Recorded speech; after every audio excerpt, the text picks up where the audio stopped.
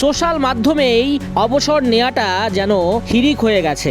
বাংলাদেশের মুশফিক মাহমুদুল্লাহরা যেমন করেছেন ঠিক তেমনি এবার একই কায়দায় অবসর নিলেন রোহিত শর্মা। টেস্ট খেলবেন না রোহিত শর্মা, শুধু খেলবেন ওয়ানডে। নিজের ভেরিফাইড ইনস্টাগ্রাম অ্যাকাউন্টে এই তথ্য নিজেই জানিয়েছেন রোহিত শর্মা। সকলকে একেবারে চমকে দিয়েছেন হিটম্যান।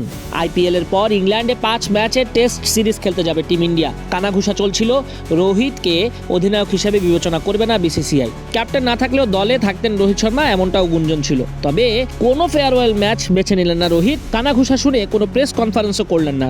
ডিরেক্ট সোশ্যাল মিডিয়ায় একটা পোস্ট করে নিজের অবসরের কথা জানিয়ে দিয়েছেন রোহিত।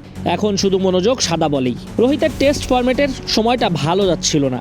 রোহিত বলেন, সাদা জার্সিতে অনেক সম্মান পেয়েছি, এখন ফোকাস শুধু ওডিআই। শেষটা কখনোই কারো ভালো যায় না, তবে শেষ 10 টেস্টে রোহিতের সংগ্রহ ছিল মাত্র 164 রান। 5 ইনিংসে গড় ছিল মাত্র 6.20। ফর্ম এতটাই খারাপ ছিল যে অস্ট্রেলিয়ার বিপক্ষে বর্ডার গাভাস্কার ট্রফির একটা ম্যাচে রোহিত নিজেকেই বসিয়ে রাখেন স্কোয়াডের বাইরে।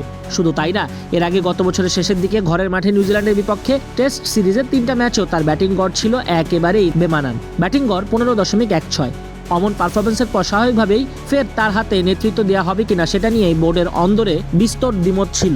অবশেষে রোহিত তো সিদ্ধান্ত নিয়েই ফেললেন, সম্মানের সঙ্গে বিদায় বলে দিলেন কোনো রকম 9-6 না করে।